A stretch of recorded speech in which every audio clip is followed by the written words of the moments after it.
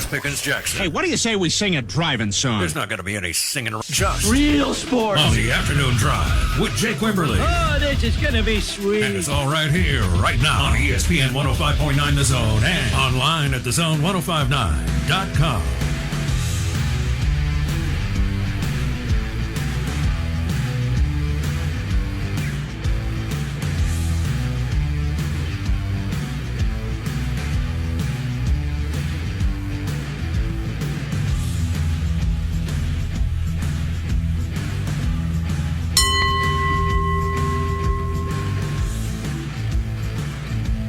Hard to believe it's the last day of January, but it is the last day of January. January 31st, 2024. Welcome in. It is the Afternoon Drive. Champ of the Chair Sports Maven on a, what's the day? Wednesday. Today is Wednesday. Feels like Friday, which it was Friday, but it's not.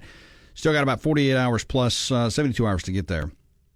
And you can get out to Ameristar and play all kinds of stuff as you move through the week. A lot of good stuff in the NBA, college basketball, and, of course, the Super Bowl. So much more. Stay, play, and dine at Central Mississippi's premier gaming destination, Ameristar Casino Hotel. You can always text the show 601-885-3776. Make your house a home today at Cowboy Maloney's. 13 locations around the state of Mississippi. Online at cowboymaloney's.com. And you can always call us on the Malone Roofing caller line, 601-897-1059. ecmalone.com is their website, 8337-MALONE. Commercial, residential roofing done right with the Malone Roofing Services, and we're on X at Jake Wim. 2 locations to serve you for Clinton Body Shop, Clinton and in Richland, OEM factory certified, all the manufacturers you trust at Clinton Body Shop. We'll have Michael Bratton coming in, that SEC podcast at 4:30. SEC football, this Tennessee story that continues to grow, and Vince Ferrara on the Tennessee Broadcast Network. We'll get his thoughts as well. You were yawning over there. Are you tired? Did you not sleep good? I didn't know if you dreamed about whatever was on the East Metro Parkway last night. All right, so there is a lot to get to today. We'll start with the some fun here on the Tennessee story. Brett McMurphy, the ultimate NCAA bracket. State of Tennessee and the Commonwealth of Virginia versus the National Collegiate Athletic Association. That would be the NCAA. That would be your bracket. So there is a lot going on with this Tennessee story. We'll start with, and this is fascinating. Fascinating stuff, as the NCAA could have themselves a big problem here. Tennessee and Virginia attorney generals, as expected, filed their motion for the court to grant a temporary restraining order by February 6th that would prohibit the NCAA from enforcing its NIL recruiting policies. And what's interesting is in this thing, they set it up almost, it looks like an NCAA bracket. I see where Brett McMurphy gets that. But the state of Tennessee and Commonwealth of Virginia moved for a temporary restraining order and a preliminary injunction under Federal Rule of Civil Procedure 65 in joining the National Collegiate Athletic Association, its servants, agents, and employees, and all persons in active or participation with them from enforcing NIL recruiting ban and taking the other objections to prevent prospective college athletes and transfer candidates from engaging in NIL discussions prior to enrollment. So they're going after the NCAA, which is fantastic. I am all on board with this. If granted, college recruits will be able to enter into NIL deals freely, even before enrollment. It's similar to the TRO granted in the case against the NCAA's transfer policy. For now, college athletes can transfer freely an unlimited number of times. As Ross Dellinger continues with this, he says, for years now, the courts have sent a clear message to college sports. Your operation is illegal. It matters not whether you agree. There is but one choice left. Quote, we should have been far more forward-thinking over the past 20 years, talking about the NCAA. And there's a big story on yahoosports.com. NCAA stuck in a quagmire of its own making with the latest NIL mess. And I'll dive more into this. But as noted in the story, NCAA member schools adopted Rule X. We'll get into what Rule X is. NCAA enforces Rule X. NCAA members and advocates sue NCAA over Rule X. So, and some more stuff on this. NCAA is currently fighting at least half a dozen legal challenges right now. And they would cost $3 billion in retroactive NIL, Alston, and TV revenue. make athletes employees, permit athletes to unionize, permit athletes to transfer unlimited times, and permit athletes to sign NIL deals as recruits. Also, the AG's legal complaint says the NCAA has entered into an illegal horizontal group boycott for prospective college athletes. As Danny White, the athletics director of the University of Tennessee, he says, I appreciate the action of Tennessee AG Jonathan Skermity for standing up for the rights of student athletes. At Tennessee, we are always going to work to support our student athletes' rights and give them all the tools needed to succeed on and off the field. And they continue here in their legal filing against the NCAA. Tennessee and Virginia AGs want the court to bar the NCAA from enforcing its NIL recruiting ban and bar it from preventing any recruits or transfers from entering deals prior to the enrollment. So you got the NCAA has created quite a mess here with this whole deal, and we'll get more into this as we follow it along. Speaking of following along, just earlier, Governor of Tennessee weighs in on this as well. Governor Bill Lee, the University of Tennessee has been nothing but forthcoming with the NCAA, and I thank Chancellor Donde Plowman for taking a stand on behalf of all universities and student athletes. It's time for the NCAA to establish clear rules in the interest of student athletes rather than to try to retroactively enforce ever-changing name, image, and likeness guidance. That's from Governor Bill Lee from the state of Tennessee. I am looking for one other quote on this. I'll get back to it. Well, here it is right here. Emily Proud, that is her name, and she's the host on 247 Sports, also CBSSports.com HQ for college football. She says the NCAA is holding on to amateurism for dear life, but it's like gripping sand. Justice Kavanaugh's opinion post-Alston ruling said it well. The NCAA is not above the law. As Patrick Brown of 247 reported, Tennessee's fighting back against the NCAA heads to the government level and into legal realms with the AGs of Tennessee and Virginia. 601-885-3776 if you want to text the program on the field stuff. Top 10 college football coaches courtesy of Jesse Simonton as we move towards spring. This is on 247sports.com. He has Kirby Smart number one in the country. And I don't think most people would disagree that Kirby Smart is the number one coach in the country. Brian Kelly, number two in the country. I don't know that many people would agree with that, though, that you're going to put Brian Kelly at number two. Kalen DeBoer, number three. I wouldn't put him at number three either. Ryan Day at number four. Steve Sarkisian, 5. Dabo Swinney, 6. Mike Norvell, 7. Kyle Whittingham, Utah, number 8. Lincoln Riley, number 9. And Lane Kiffin, number 10. That is their top 10 coaches, and I think they have more in this batch here, but we'll see. I'll come back to that. Also, Notre Dame, we said yesterday, their starting quarterback Riley Leonard has been ruled out for the winter workouts after having ankle surgery, earlier this month. He might still be able to start spring practice, but we'll see. And, of course, he is going to bring a big punch for Notre Dame this year after just a really good several years at Duke. And, of course, with Mike Elko headed off to Texas A&M, he decided it was time for him to move on. Now, this past year, he didn't play a lot of football. He was battling injuries. But prior to that, 2022, 20 touchdowns and 6 interceptions, right under 3,000 yards. And also can run it when healthy. 13 touchdowns a year and a half ago, almost 700 yards for Riley Leonard. And you look back, his freshman year, was able to do some things as well. Played in 7 football games his freshman year and had some success as well. So he should have success at Notre Dame. Also, Alabama is expected to hire TCU's Aaron Hodges as an associate director of player personnel. Sources tell 247sports.com he's been a key behind-the-scenes figure for TCU as a recruiting coordinator and defensive quality analyst. Previously worked at Ohio State, Purdue, Louisville, and Texas Tech. And now he will head over to the Alabama Crimson Tide and do very, very similar work there as well. Also, we'll get into this. 10 programs who have been, quote, bad season proof over the last decade. The most consecutive winning seasons, we'll get into this. Boise State still 26 straight winning seasons for Boise State. And this is a good piece that I want to jump off into as we move along today.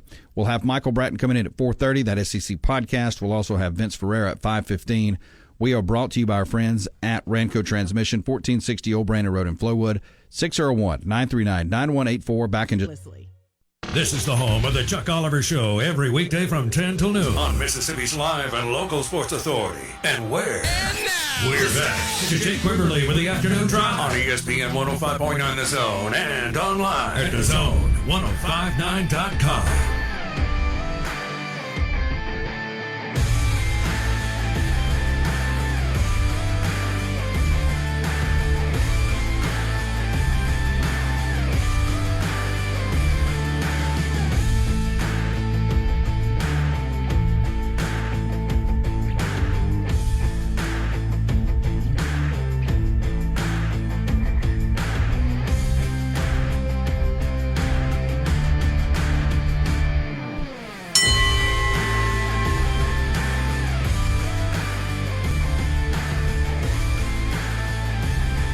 We're brought to you by Waze Energy Drinks. 4 great flavors that you can get your hands on and enjoy as you move along this year. Rescue, the Engage, Respond, and Revive.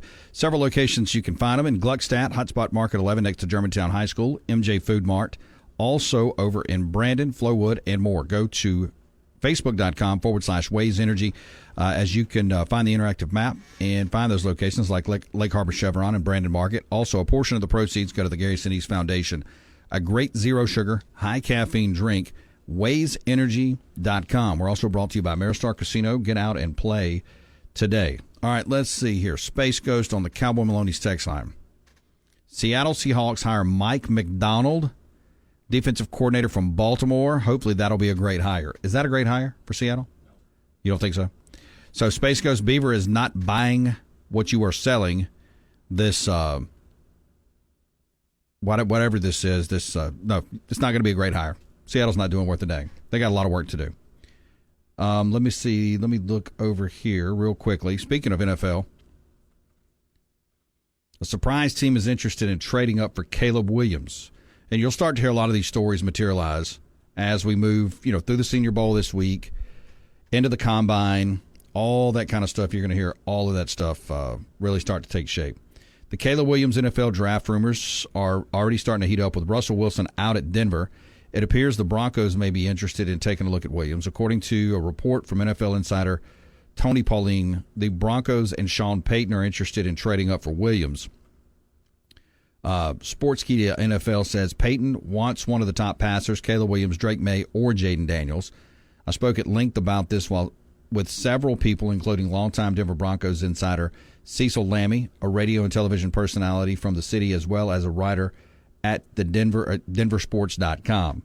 I was able to confirm the Broncos are interested in moving up for their quarterback of the future, yet such a move would come at an enormous cost, and it's very unlikely that might happen, if the cost is just way out there. Pauling goes on to report that the Broncos would likely have to part ways with Patrick Surtain Jr. for a chance to trade for Williams. The Broncos would surely include cornerback Patrick Surtain. I'm told while the franchise doesn't want to trade Surtain, they would consider moving the corner only as a result to secure one of the top passers. So you're going to hear a lot of these rumors start to circulate. And, depending on what we're looking at with the NFL draft, you could see some movement, inside the top 10. Depends on how hungry people are to go get a good quarterback. Right now, let's see, looking at this, Caleb Williams is projected to the Bears, but again, what do they do with Justin Fields? Are they going to move him? I think there's so many moves that could be made in the top 10 this year from the Bears. I mean, Drake May is slotted right now, at least today, to go to the Commanders, and Jaden Daniels to the New England Patriots. So, you're talking about 1, 2, 3 off the board quarterbacks. That's where a lot of people feel like this could happen. And a couple wide receivers as well. And then, of course, offensive and defensive linemen. So it just depends on who's hungry enough. In this mock draft, Bo Nix to the Broncos, pick number 12. So that may be where Sean Payton wants to go. All right, NFL coaching hires, staying with the NFL. Grades, Seahawks get a B for Mike McDonald, courtesy of CBS Sports. Chargers earn an A for Jim Harbaugh. So just looking at some of these grades of coaches, you look at the Chargers and Jim Harbaugh. It will be interesting to see where Vegas kind of slots them after the Super Bowl next week and the way too early, because, the Vegas lines will come out. I wonder, let me go over here and look. You may actually have NFL lines right now for next year. If we go, so right now we're still a 2-point swing between the 49ers and the Chiefs. 49ers -2 against the Chiefs. Totals at 47.5. And let's see here. Yeah. You got odds out right now, 24-25, even before we play next week. 49ers are still the favorite next year. Even if you don't win next week, still the favorite, 5-1. Chiefs 7-1, Ravens 10-1, Buffalo Bills 10-1. Got a lot of 10s in here. Bengals, you can get in on them Cowboys early right now, 14-1. Detroit Lions 14-1, Dolphins 20-1, and I'm looking for them Broncos. 75-1. And I want to see the Chargers. 30-1. So if you want Jim Harbaugh and the Chargers right now, you can get them 30-1. That's a heck of a play. They got a really good quarterback. They got a championship winning coach. 30-1. I could get them for 30-1. I may have to make this play. 30-1 on the Chargers right now. I'm going to get out to Ameristar next week. So I may have to make this play. You take 30-1. Man, that is really good odds on the Chargers. And, well, the new head football coach, let me look over here and see on the NFL side. Let's see. Standings. Let's see. Where are the standings at? There we go. So when you look at the Chargers this past year, in a year where obviously there was some transition going on, I mean, they were 5-12, but you would have to think Jim Harbaugh is going to make a lot of roster moves here. Got a really good quarterback. Maybe worth the play. Let's go to DJ. DJ, welcome in. Well, Jake, just glad you brought up your Chargers, because I'm keeping up with them. And Harbaugh's first words to his team. What's that? Who's got it better than us? Well, that's true. Nobody. Okay, yeah. I wonder if that works as well in San Diego. And actually, I heard as he was moving out of Ann Arbor, he was, saying who's got it better than us. I think it'll take a couple of years, but I really don't know much about the Chargers. I'm a secret Chicago Bear fan, and look, our general management has been really bad for years. I also like the Ravens. I like the Browns too. But what about the general management at Chargers? I've never kept up with them. Have they done a decent job? I think so. I mean, they graded out. If you listen to the talking heads in the NFL, the Ian Rappaports and those guys, I mean, they seem to think it was a good hire earlier this week. And I cannot not remember the gentleman's name. We just mentioned it coming across the wire. But based on what they say, yes, it was a good hire.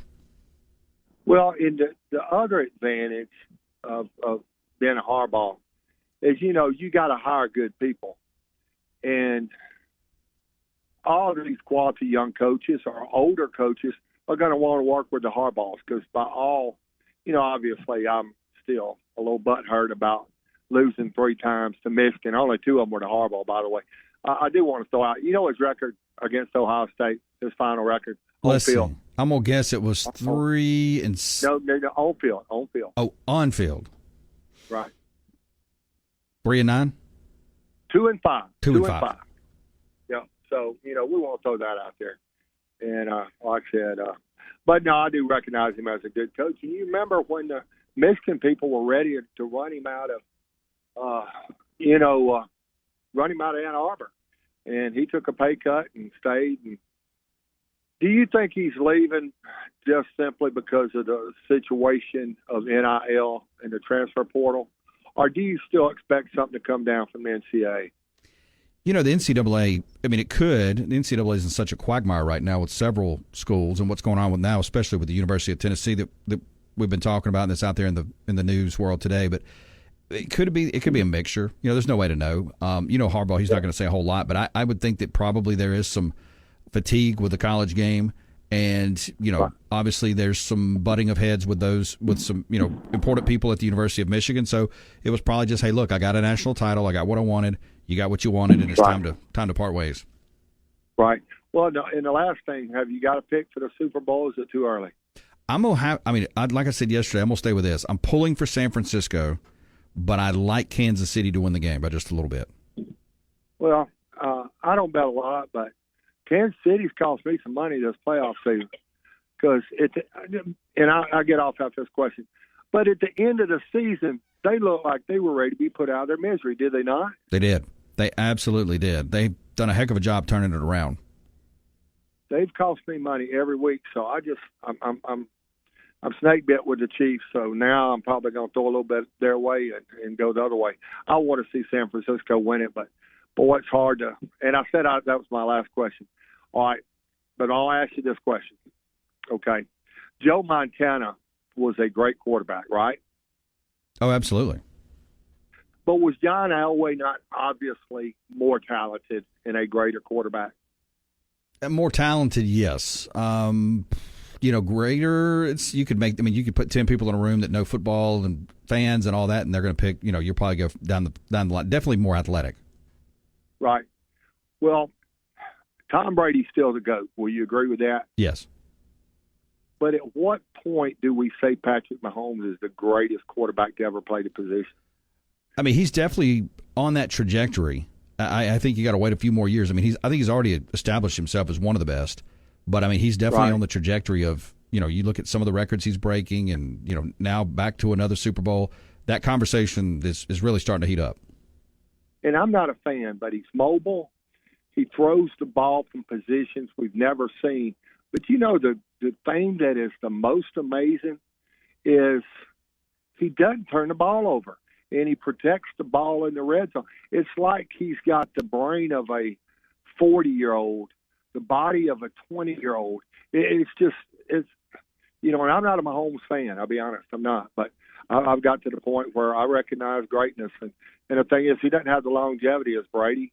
But I would venture to say that his 3 best years, Brady doesn't have 3 years to compare against it. But anyway, that's my opinion. Thanks, Jake. Thanks so much. Appreciate it, DJ. We're brought to you by Ashley Howie, Corral Lake Realtor, 769-226-3782, Facebook.com/Ashley Howie Realtor. We'll get your text caught up and questions on basketball.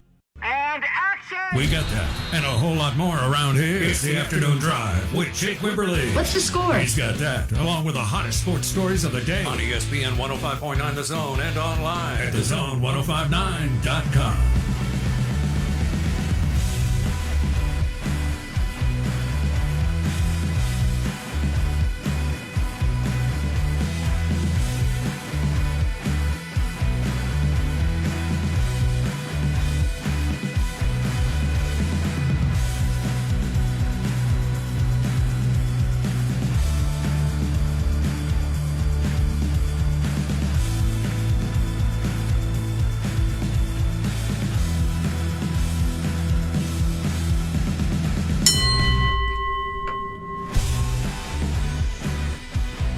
We're brought to you by our friends at Bailey Lumber.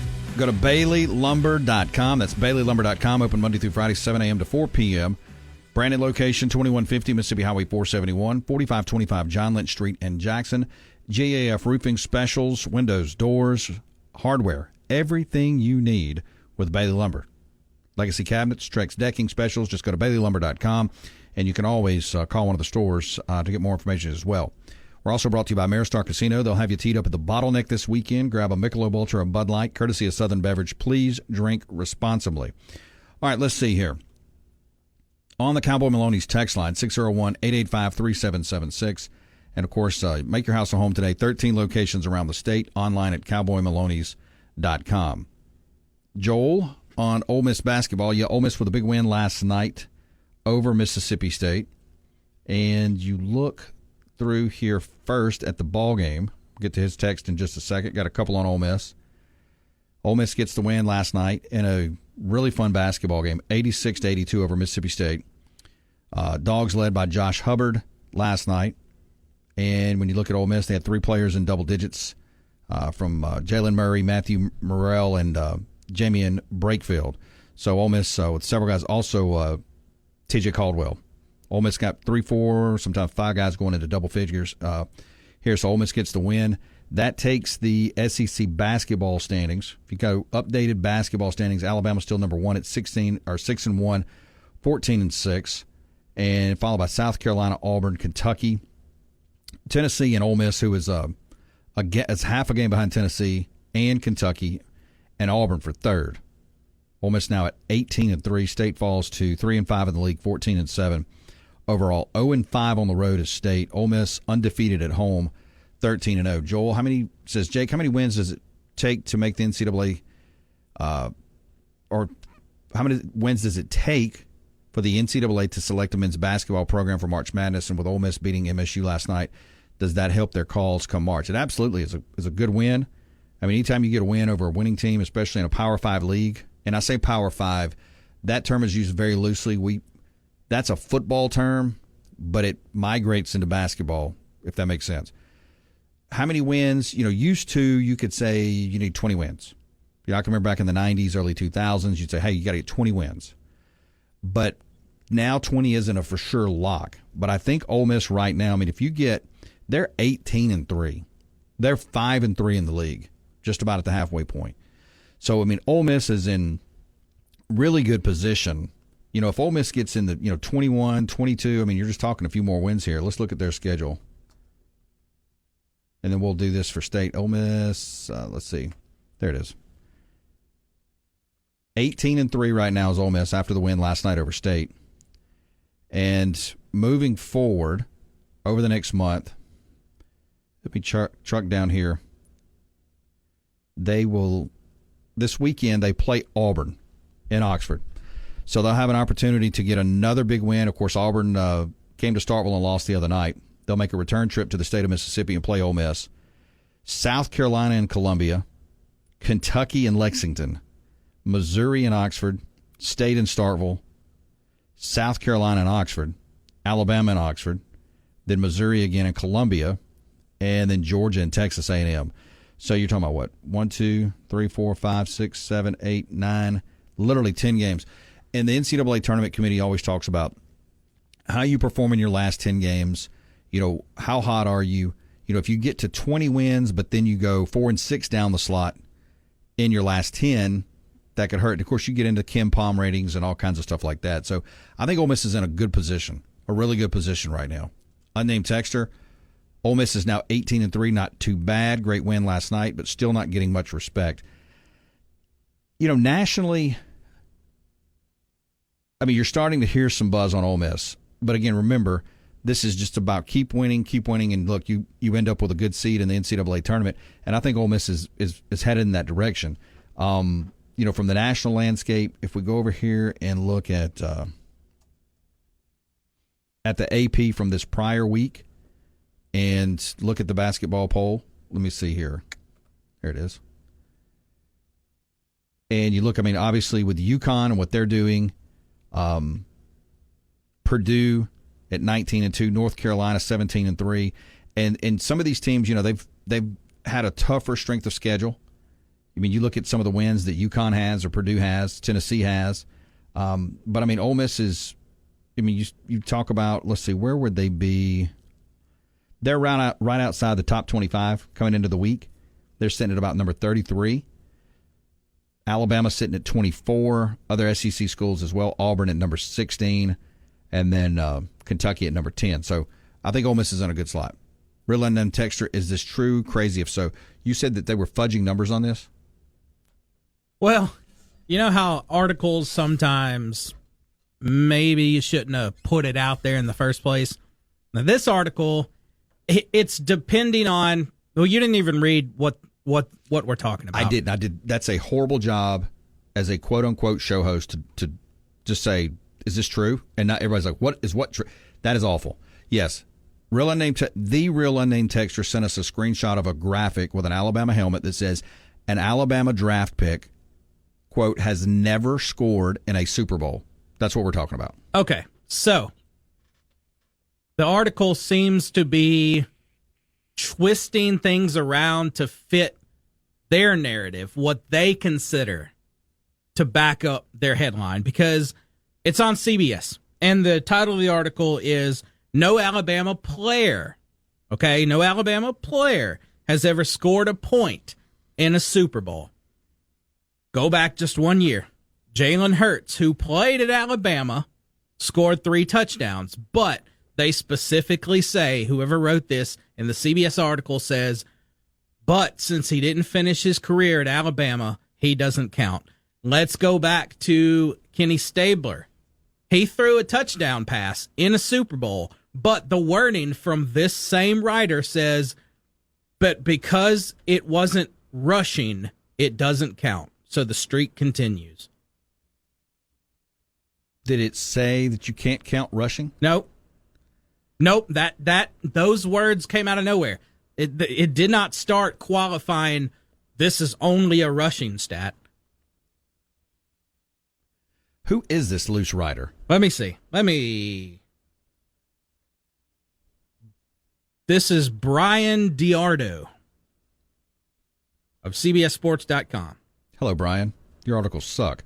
That's very weird. It sounds like he doesn't like Alabama, and maybe he's doing a puff piece. Because, if you write for CBS Sports or Outkick or ESPN or anywhere that's a national, quote, national brand, if you write an article about Alabama, you're going to get Alabama football, you're going to get clicks, right? Just with the Alabama helmet and the Alabama name in an article, you're going to get clicks. People are going to read it. So to say that they've never scored in a Super Bowl, that would bring a lot of clicks. So this feels like clickbait then. And then, if you want to continue the wording and twisting, because the picture here that real named Texter, now this wording is an Alabama draft pick has never scored. So I guess technically, if you want to use that for Jalen Hurts and say, well, he was drafted straight out of Oklahoma, I guess you could twist and turn your words there. But Stabler was an Alabama draft pick, so nope, none of this works. None of these words work. I don't know what they're doing here. His article's terrible. PT for MSU before we go to break. $20 to win $600. Why not? Yeah, talk about the Chargers. I got to get back into this. Am I really going to go put money on the Chargers to win the Super Bowl next year? I am highly considering it. Hey, we're brought to you by the MHSA. Officially become official today. 601-924-6400. MISSHSAA.com to learn more today. Back radio app. Turning to sports. With Jake Wimberly on the afternoon drive. One of the last pure pleasures I have left in my life. Yeah, maybe you ought to get a life first, okay? On ESPN 105.9 The Zone and online at TheZone1059.com.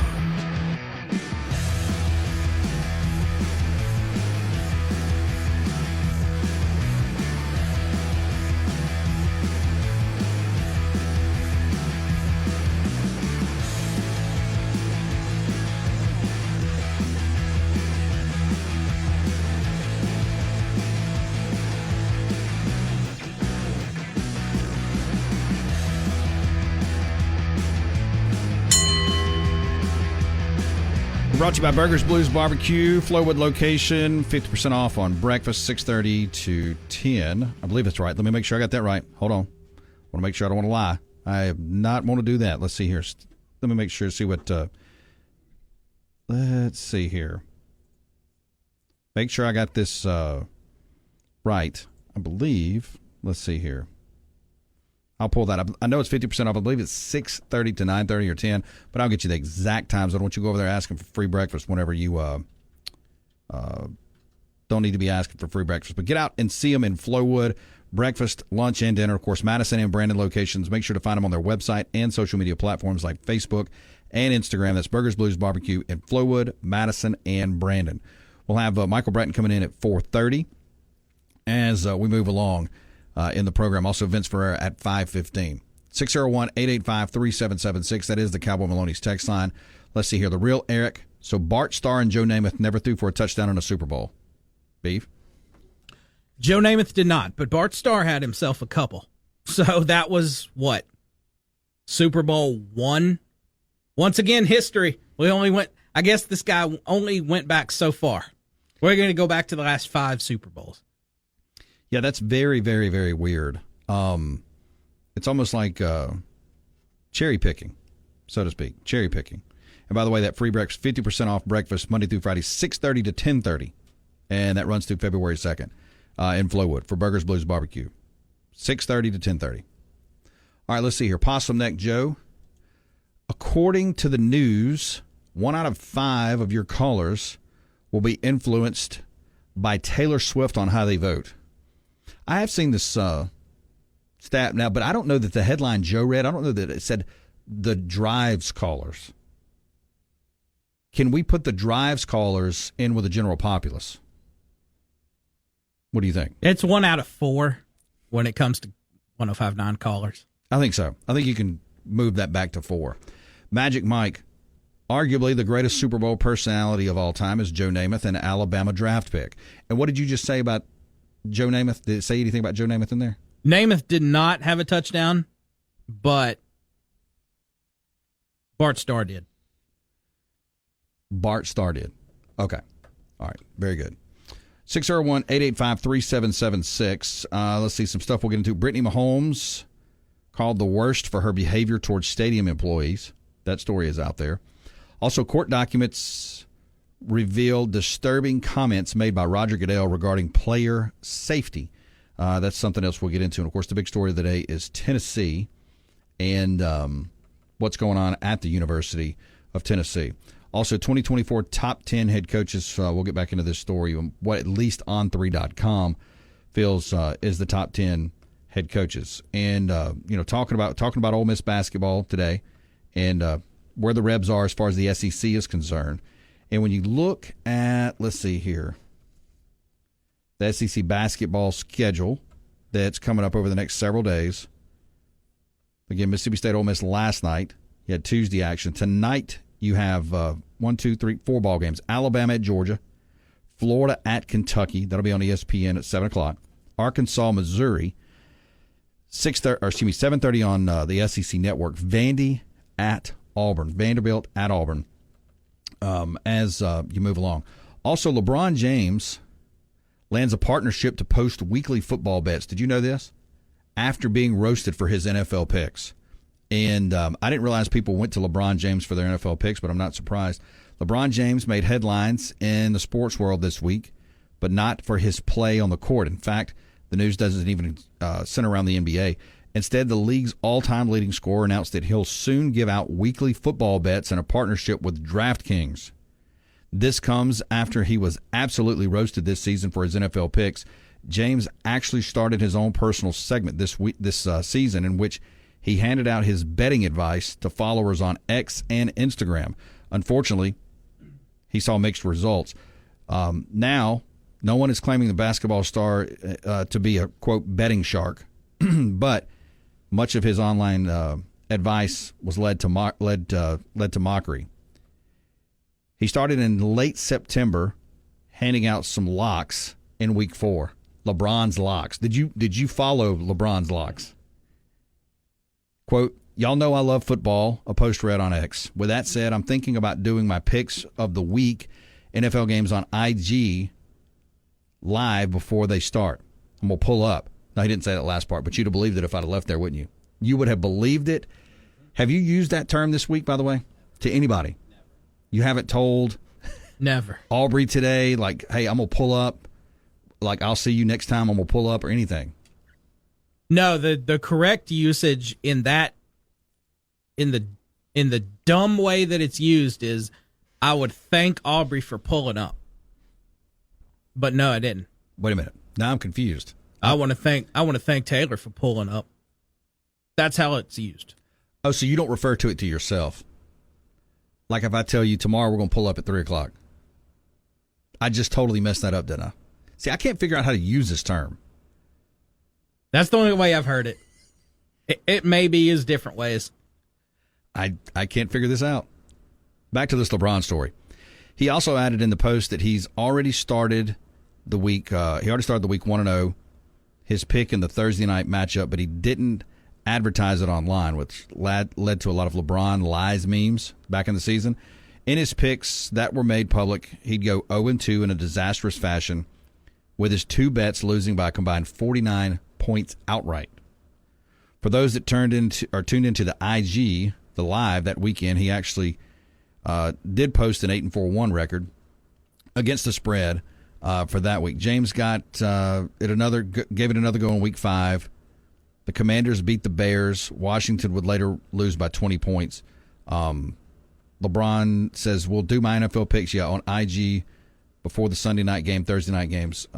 So he is going to have his own segment on DraftKings for football picks. Are you surprised by this? No, I shouldn't be. Do you know why this is a great deal for DraftKings? Because he is awful as a gambling consultant of sorts. He has a billion followers of whatever that will listen to him and then will heed his advice and then go to DraftKings and then play his picks. This man is Kevin Todd on steroids. Will he be talking about Costa Rica? It's going to be in there somewhere. I don't know why you would pull your guy into this, though. Kevin Todd's awesome. What are you talking about? Kevin Todd's your guy. So, but I'm just saying, monkeys riding dogs. Will he follow LeBron's picks? Nah, I don't think he will. Think Teddy will? Teddy. I've never heard Teddy mention LeBron. I would hope not. Yeah. Teddy's more of an independent betting thinker, right? I mean, he kind of thinks on his own. 601-885-3776. That is the Cowboy Maloney's text line. You can call us 601-897-1059. That is the Malone Roofing caller line. ecmalone.com is their website. And, of course, you can hit us up on X at Jake Wim. That's the Clinton Body Shop X feed, 601-924-2159. OEM factory certified. All the manufacturers you trust at Clinton Body Shop. Go to ClintonBodyShop.com. Your family's safety and your car's value. Most important at Clinton Body Shop. We'll have Michael Bratton on at 4:30. Vince Ferrara at 5:15 with the Tennessee Broadcasting Network as we continue to peek in on this story coming out of Knoxville, the NCAA versus Tennessee. And this is just a wild, wild story that I don't think this has gone the way the NCAA expected it to, but it is absolutely wild nonetheless. Make sure to get the podcast. You can find it on all the podcasting platforms, YouTube as well. Apple, iTunes, Google Play, and more. Just search Jake Wimberly, The Jake Wimberly Show. Hour 1 in the books, Hour 2 up next. The number you have reached. WRKS Pickens Jackson. From college football to the NFL to high school football. 365 days a year. Hear it all on Jackson Sports Authority. Live and local at 105.9 The Zone and online at thezone1059.com. Now let's get back to the afternoon drive with Jake Wimberly.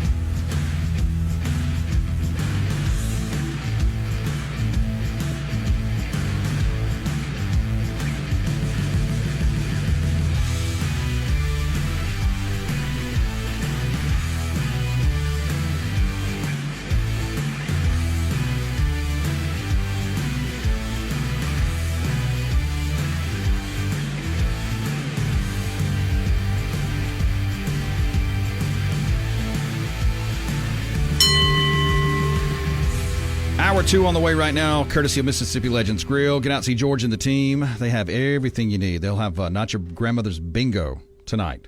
Trivia last night. Kids Eat Free tomorrow. Fried Chicken Friday, Catfish Friday coming up as well. Corner Castlewoods Drive and Lakeland Drive. Grab a Michelob Ultra or Michelob Ultra, a Bud Light, courtesy of Southern Beverage. As always, and enjoy college basketball, Super Bowl, great Super Bowl party coming up at George's place as well. And you can get in Facebook.com/Mississippi Legends Grill. You can text us 601-885-3776. It is the Cowboy Maloney's text line. I'm going to get over here and grab some of these here in just a bit. But I do want to go back to this. Should I grab the Chargers at Ameristar next week? Because what is the saying Jim Harbaugh says? Ain't nobody got it better than us? Isn't that what he says? Who's got it better than us? Nobody. Who's got it better than us? Nobody. 30-1. Go ahead and jump in on this Charger train. Forget Miami. You know, they're talking about, they don't even know if Tua's coming back. Have you seen all this? Should Tua come back? Should the Dolphins bring Tua back? Why would you not bring Tua back? What are you going to do? What are you going to replace him with? Right. Like, where are you going to go? I mean, he played the full year. He's relatively healthy. They kept him upright. He kept himself upright. What are they doing down there? I never know. I haven't known for a long time. Mike McDaniel needs to watch out. This luster could wear off him real quick if he doesn't. I mean, whiz-bang Mike, going to pull up Mike, whatever, Capri Mike, whatever you want to call him. Jersey boy Mike, but this is going to fade. So should I abandon the Dolphins and go with the Chargers? Because who's got it better than us? Nobody. Or should I go back in with Aaron Rodgers, who I have a story teed up here that one coach says that this locker room is a disaster since he showed up? Which way should I go? Neither of them are going to happen. I'd be more inclined to go with the Chargers than I would the Jets. What kind of year did Justin Herbert? You remember when Chris had his sports talk radio show here? He'd call him Justin Hebert. Mm-hmm. He was serious, though. He would not call him Justin Herbert, would he? No, he really thought it was Hebert. Forever. Let's see here. What did old Herbert Hebert, what did he do this past year? 20 touchdowns, 7 picks, 3,100 yards. I mean, 65% completion percentage. He can't do it all. How good does Jim Harbaugh make him next year? I always go back to, when I say this name, forget all the off-field stuff. Just go with on the field. Jim Harbaugh drafted Colin Kaepernick. And he may have been a flash in the pan, but that time, he kind of dominated. He did. So I give Jim Harbaugh the B of the D on that one. Because I sat there and watched the 49ers from 2004 through 2011. They were garbage. Absolute trash. Nonsense. Jim Harbaugh got there, and his first year they were in the NFC Championship, if I remember that right. His first year was when he drafted Kaepernick. Alex Smith got hurt the next season. Kaepernick came in and took the NFL by storm. Crazy, isn't it? So I'll give, like I said, the B of the D to Harbaugh. He's got the history. He turned around immediately. Kind of faltered within 4 years, but 3 straight NFC Championship games. So you're in this with me. We're going to bet the fist on the Chargers. Whoa. What? Why wouldn't we? Your vehicle is worth a lot more than mine. Why can't we ever bet yours? We can't make any money off what we're going to get the Fista. It's going to be meager. That's meager pay. It's a 2012. Yours is much newer. It's a Jeep. All the people trying to fit in the club and copy everyone else love Jeeps. So it's a hot commodity. But yours would almost be recognized as a historical model, almost, right? I suppose. Close. It's getting close. Something to think about. All right, let's see here. Chief Shooting Bull. He says, me and you and a dog named Boo are about to pull up. Is that the way that goes? I think he's talking about you, though, not me. He says, me and you. You, Chief Shooting Bull, and a dog named Boo are about to pull up.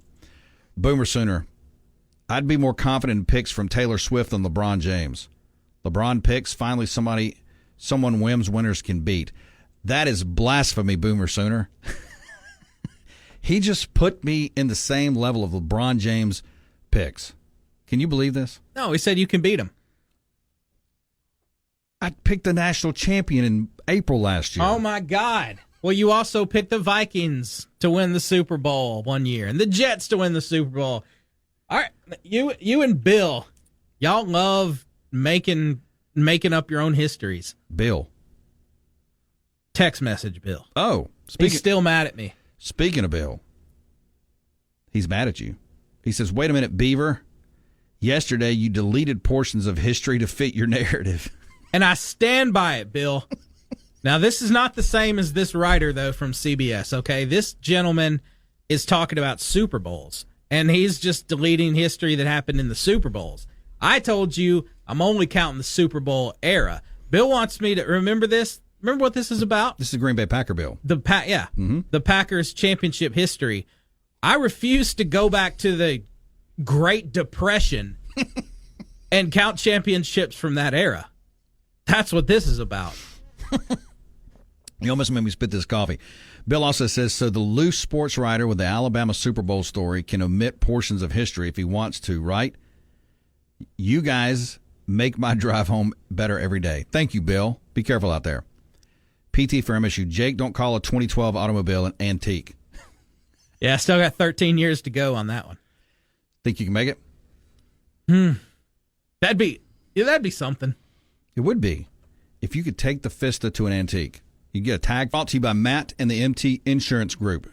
Let him shop a rate for you on your auto, home, or business today in 2024. 601-594-3540. Give Matt a call today. MT Insurance Group. It's time to get Back in the game. with Jake Wimberly and the Afternoon Drive. That's entertainment. On the station that specializes in the Mississippi sports you love. Now we're talking. Live and local on ESPN 105.9 The Zone and online at thezone1059.com.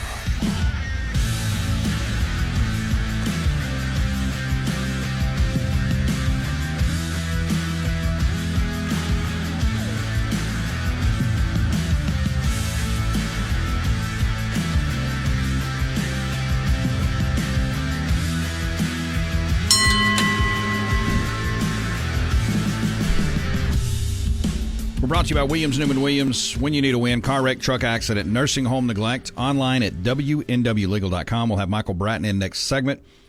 That SEC podcast. We'll get his thoughts on the Tennessee situation. He's very close to that situation with the NCAA. Also talk some NCAA football or SEC football with Mike as well. NCAA stuck in a quagmire of its own making with this NIL mess. We will get back into that. We've been talking about Jim Harbaugh, though, and what could be expected of Jim Harbaugh and the San Diego Chargers. Now, it's not San Diego, but humor me. It's Las Vegas, Los Angeles. One at Los Angeles. I just put them all out there. Who knows where they'll end up. But what are the expectations? And then J.J. McCarthy, I want to get back on that. As RT, let me look. Where did I saw something on J.J. McCarthy over here, and I'm trying to find it here. I did see a reference to Stormy Daniels. Let's see here. More bully. Bill needs to work for the NCAA. Now, why is More Bully wanting to send Bill to the NCAA to work?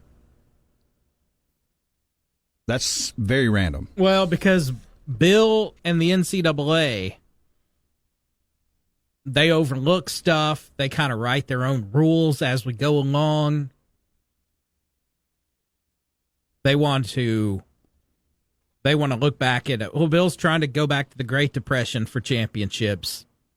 NCAA is trying to change who has championships, what NIL is acceptable, what is not acceptable, even though there are no rules.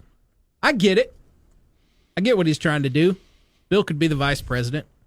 Well, Green Oker's got a great question here. He said, so do the Yankees not get 27 World Series championships? They don't. What? They don't. We got to go back to the 20s. I just specifically mentioned the 20s. And Babe Ruth wasn't real. Wow. I have seen some of that out there before. Yeah, we're talking about the Yankees 23, 27, 28, 32, 36, 39, 41, 43. Yeah, they got a lot of titles. You know, kind of took a break there, 62 through 1977. So Beaver is not going to include Green Oker, your Yankee championships of 27. We still got something going on with the phones? We're going to I don't even want to comment on that. 601-897-1059. Give it 5 tries. 5 tries and you can get in. Maybe. All right. Let me move in this direction here. Jets coach says the team has been a mess, and that's radio compliant. Can't tell you what he really said. Following the Aaron Rodgers arrival, the Aaron Rodgers experiment in the New York Jets locker room and for the organization hasn't gone to plan so far, to say the least. After a relentless offseason of hype surrounding the Jets, Rodgers tore his Achilles just 4 snaps into the season and never even completed a single pass for the team this season. We forget that. We remember that he got hurt early. He never completed one pass. Not one. As a result, the Jets suffered through another year of mediocrity and missed the playoffs for an NFL leading 13th straight year. Did you know that? That leads the NFL. 13 straight years now the Jets have missed the playoffs, extending the longest postseason drought in American professional sports. Perhaps unsurprisingly, Rodgers' arrival also brought some behind-the-scenes chaos, too, as one of the Jets coaches told The Athletic that things have been a bleeping mess and something has to change. In an often repeated conflict at Fordham Park, a star-studded defense that kept New York in games grew frustrated that the offense couldn't find a way to put more points on the board. And offensive players felt like Rodgers' hand-picked offensive coordinator, Nathaniel Hackett, failed to adjust after losing his quarterback and didn't put them in position to succeed. Now, you can throw some of that blame on Hackett, but did Hackett have a whole lot to work with? He didn't have a whole lot to work with. The Jets lost 5 games by 20 or more points, and it extended the longest playoff drought in the 4 major North American professional sports leagues to 13 years. Despite all the noise Rodgers brought the Jets, without any of the success he promised, the 40-year-old part-time quarterback and full-time conspiracy theorist will be returning for the Jets next season. Can this really be thrown at the feet of Aaron Rodgers, though? The Jets debacle this year? Yeah. How? He didn't manifest any of this. He did. He came in, and everybody thought just because Aaron Rodgers is here, it's the Jets. It's the Jets. They were never going to be good. But Aaron Rodgers was supposed to save the day. And Hackett is basically an Aaron Rodgers fanboy. So, yes, you put a lot at his feet, too. And when I saw this story earlier, my mind goes back to Hard Knocks. Remember the Jets were on Hard Knocks last year? Yep. Before the season even started. And I watched the first 2 episodes of it, and I still just vividly remember the coaches, especially Saleh. Saleh, Hackett, of course, Hackett's always his fanboy. Saleh, even the defensive coordinator, were fanboying out because Liv Schreiber is the voice of Hard Knocks. And Hackett was over there telling Aaron Rodgers, hey, go introduce yourself. And he says to Aaron Rodgers, he wants to meet Aaron Rodgers. Fanboy. Then you're in the room, they're in the defensive meeting room, and the defensive coordinator was showing a throw that Rodgers made in practice.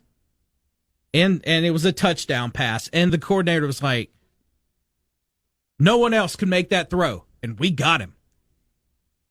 So yes, you can put equal parts blame on Saleh, Hackett, and Aaron Rodgers. Big time Aaron Rodgers, though. Fair enough. So I think that they're going to turn this. I think I was probably a year too early on this. That they can break this streak next year. I think Rodgers is going to be a disappointment next year. Again. Mm-hmm. Let's see here, real quick. RT. Well, first let's go to Chris Brooks. Brooksy, tried to tell you not to change the phone number. See what you did. So Brooks is blaming the phone problems on the number change. RT. Love how people bring up Dak's mental state, yet Aaron doesn't darkness retreat or eat mushroom. Does darkness retreats and eats mushrooms. Have people talked a lot about Dak's mental state? I haven't seen a lot of that. I don't think so. The real unnamed texter. We're talking about practice. See? Like the Allen Iverson reference.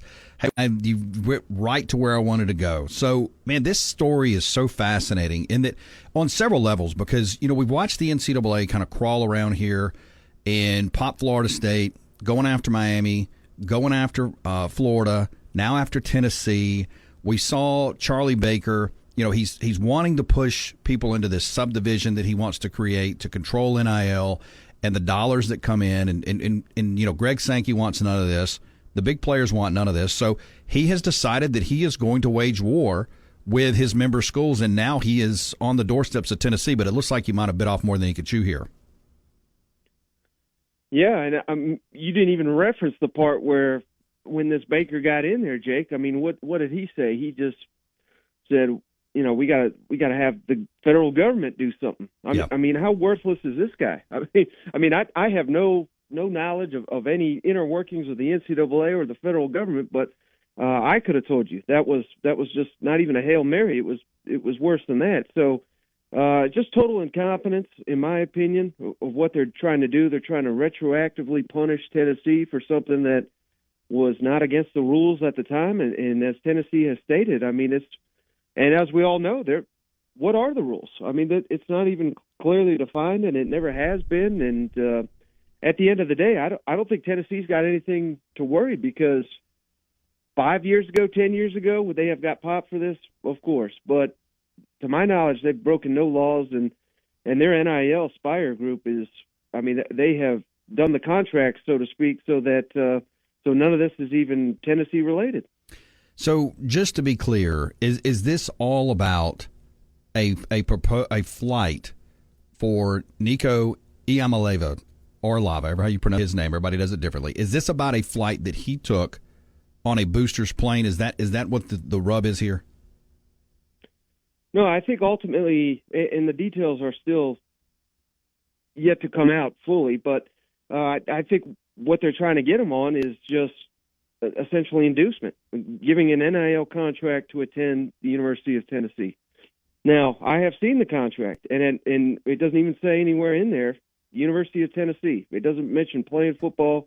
It just says wherever you go, you get X amount for however long you're there, and it goes into much further detail, but at no point does it say, I mean, he could have went to Alabama, he could have went to Georgia, and it would not have affected his deal. Now, common sense, the Tennessee collective signs him. They want him to go to Tennessee. I get it. But, again, that's why there's lawyers, and that's why a sports agency is at the top of Tennessee's collective, because there's laws and guidelines given, and they followed it to a T. Michael Bratton on your radio. That SEC podcast is where you can find his work. Of course, find him on X at Michael W. Bratton. Just search SEC Mike. And find his podcast on YouTube, Apple, iTunes, and several other platforms as well. Yeah, that's what's interesting about this. And I always go back to the 2021 one sheet, as I call it, just a simple white paper the NCAA put out on NIL, name, image, and likeness, and collectives. It's about 4 bullet points. It's very vague, giving clearance to this to create rules within your state.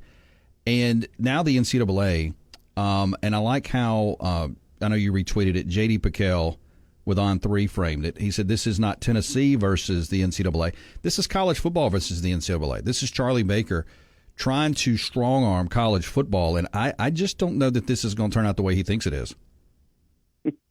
No, it's certainly not, because I'll tell you, Jake, if Tennessee is guilty of whatever they're saying they're guilty of, then every SEC school, short of Vanderbilt, is just as guilty. Yep. Because we all know what's going on behind the scenes, and again, this could have all been avoided had they found a way to pay the players long ago, but they decided, hey, we're not going to pay them, but we'll make it legal to where others can pay them. Just, don't do it as an inducement, but that's exactly what it was, and that's what it is across the board.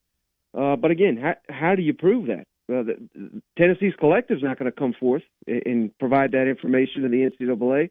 Nico and his family's not going to come forward and provide that information to the NCAA. So I think this is, you've already seen there, the state of Tennessee, the state of Virginia has filed lawsuit against the NCAA.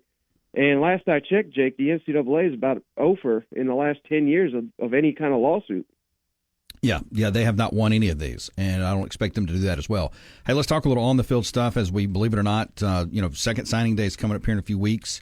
Then we've got spring practice coming up. I know you on your podcast today had George Stoya on Soonerscoop.com.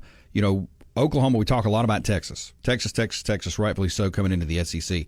What do you expect to see out of Brent Venables in Oklahoma? They made a big jump from year 1 to 2 under Venables, but the transfer portal has dissected that program a little bit, some coaching changes. How good can Oklahoma be in the SEC this year?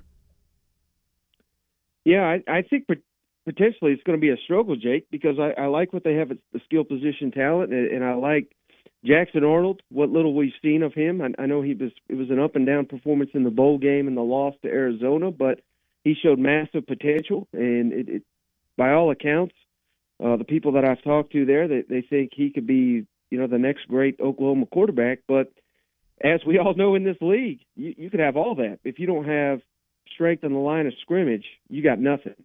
And Oklahoma's going to be replacing all 5 on the offensive line. I think that's a huge red flag. Now, they've attacked it via the transfer portal, but they've not really gotten any stars, and they're another one that has kind of fallen behind. They've lost a key transfer target from LSU, a guy named Lance Hurd, who, interestingly enough, landed at Tennessee. I wonder how that happened, but again, maybe that's Tennessee will get sued over that one day too. But they are striking out, and their collective game, from what I understand, is not where you'd think it would be for a college football power. And I think that's something that they are significantly going to have to adjust if they're going to compete at an elite level in the SEC. So where are you at on Ole Miss? Watching Lane Kiffin maneuver, speaking of maneuvering through the transfer portal, getting an A-plus effort, it would be Lane Kiffin. Now picks up last week 2 offensive linemen from Washington who both guys were, full-time starters, played, a full season, national championship game. Now they're coming to Oxford. What is your level of expectation with Lane Kiffin and what they've been able to do? Even though they lost Quinshon Judkins to Ohio State, where are you at with what he's doing? Yeah, I mean, you can't be anything other than impressed with what they've been doing. But, Jake, honestly, they've been doing this for several years. They've just kicked it up to another notch. And I think the under-discussed topic when it comes to Ole Miss, and for good reason, because you get so many headlines with all these transfers coming in and a lot of key players coming back. But I think the thing that is just not being discussed enough is it's going to be year 2 under Pete Golding at the defensive coordinator position. So, again, I don't think Ole Miss is going to be some elite, nationally great defense, but I think if they can take big strides this year with a lot of production returning on that side of the ball and a lot of key additions via the transfer portal, if they could just shoot up kind of the defensive efficiency rankings, maybe 20 or 30 spots, I mean, I have gone from saying this is a playoff contender to this is a national championship contender, and I think that should be the expectation in Oxford right now. Same question for Mississippi State, and obviously a different level of what Jeff Levy has to work with. I mean, there's a lot of rebuild going on there in Starkville. What has been your thoughts of what he has done in a short period of time? Well, I've been impressed with their ability to kind of rework the roster via the transfer portal as well as obviously a different fashion than Ole Miss, not getting many of the elite, high-profile type players, but they have reworked the offensive line. That was a need. They have reworked the quarterback room, also via high school recruiting, and the receiver room, which playing in this Jeff Levy offense, that's exactly what they're going to need, and they needed to add speed and athleticism to this roster. So I like what I've seen early during the Jeff Levy era, but I'm just kind of, I don't know what to make of him because Levy's never been a head coach and the defensive coordinator's never called defensive plays. I mean, these are critical positions, particularly for an offensive-minded head coach. The defensive coordinator hire is going to be paramount to his success. And I could sit here and blow smoke and say he's going to be great. I could sit here and say he's going to be awful. The truth is, I don't know, and I don't think anyone knows till we see them hit the field this fall. Make sure to get him on social media, the platform X. You can find him at Michael W. Bratton. And, of course, go to thatsecpodcast.com. You can also grab them on X as well as at That SEC Podcast. All kinds of great stuff going on every day throughout the week on his X feed and, of course, his podcast as well. Mike, I appreciate your time. Look, if you need us to come up here and help wrangle the NCAA with Tennessee, we'll come do it.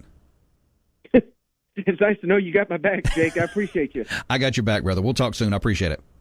Bye-bye. All right, thanks. Michael Bratton on your radio. We are brought to you by Cowboy Maloney, 70 years in the business. Mississippi owned and operated, largest appliance inventory in the state. Go to cowboymaloneys.com. Good afternoon. Good afternoon. Welcome back to the Afternoon Drive with Jake Wimberly, where he's talking about anything and everything that's Mississippi sports. No, great afternoon. Right here on ESPN 105.9 The Zone and online worldwide on the Zone 1059.com.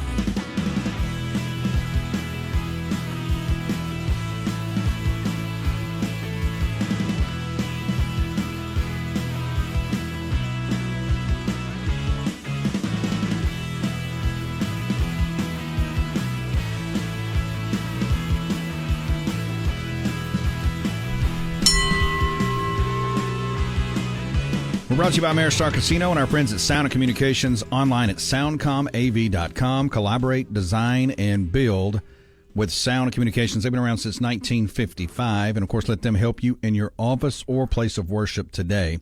That's soundcomav.com.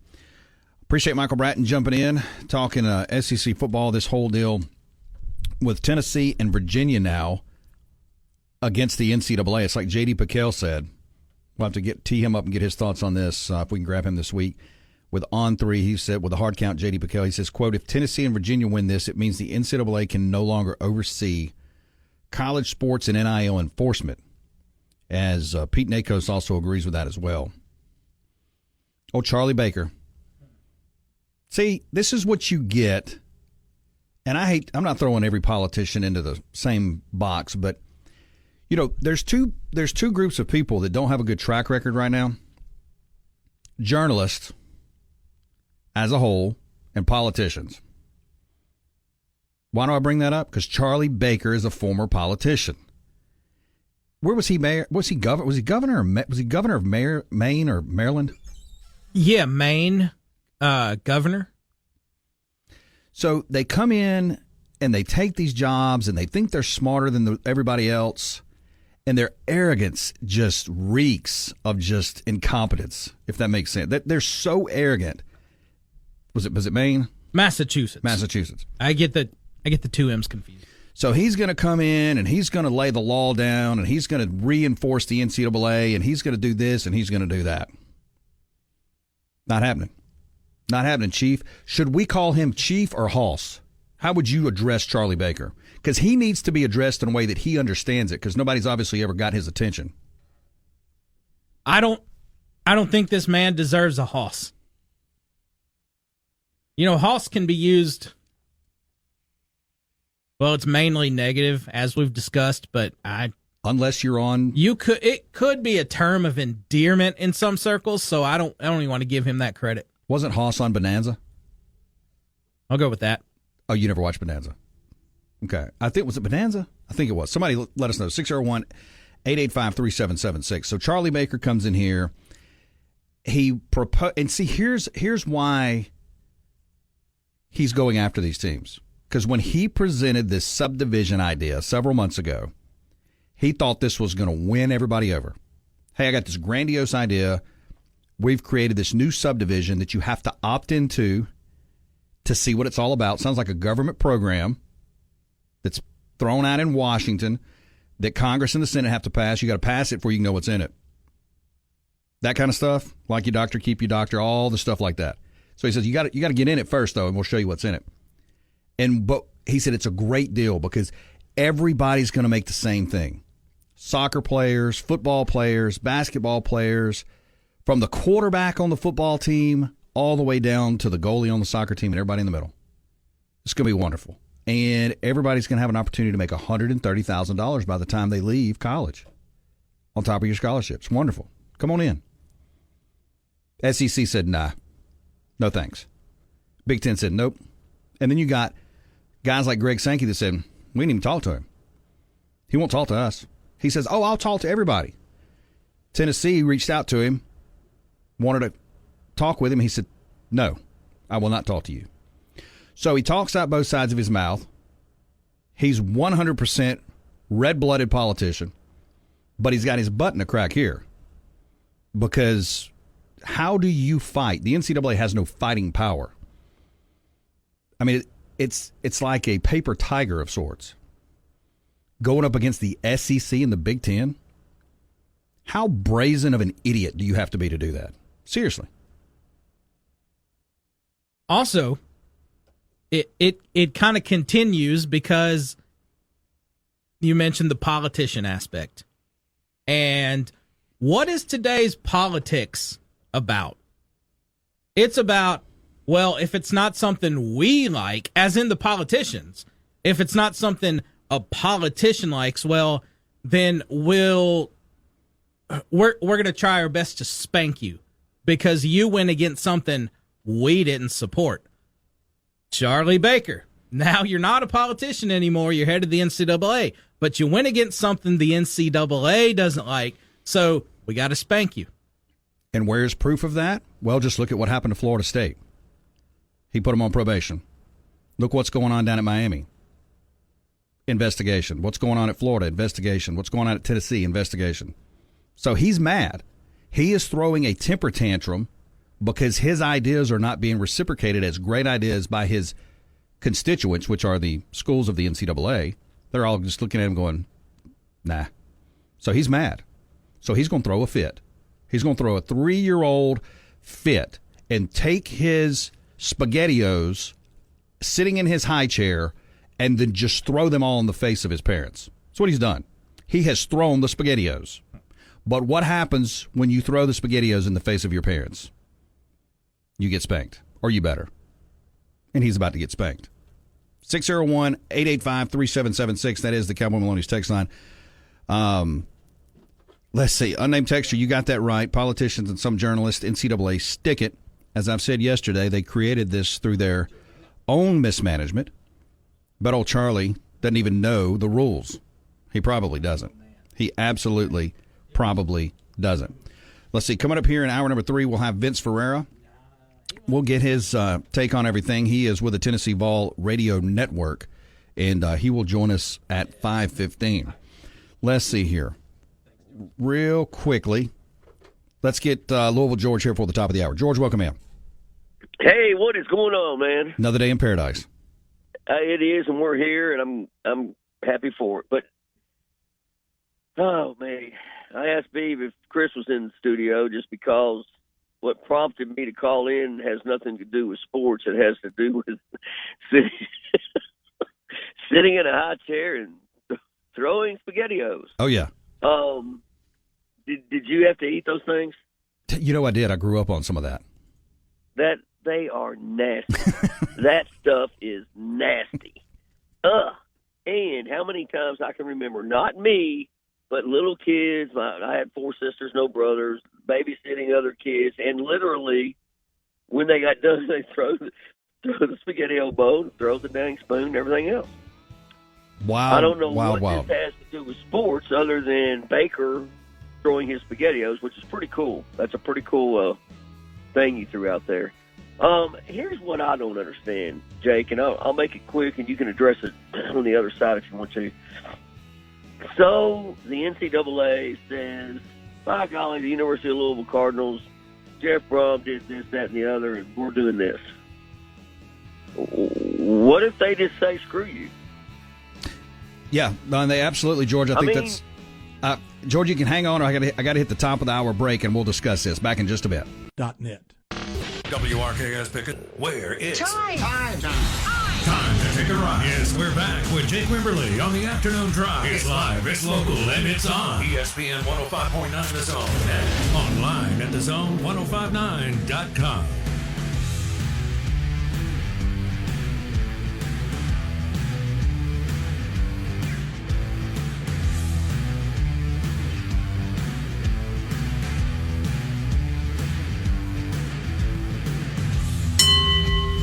Hour 3 of the program brought to you by our friends at Capital Grill in Jackson.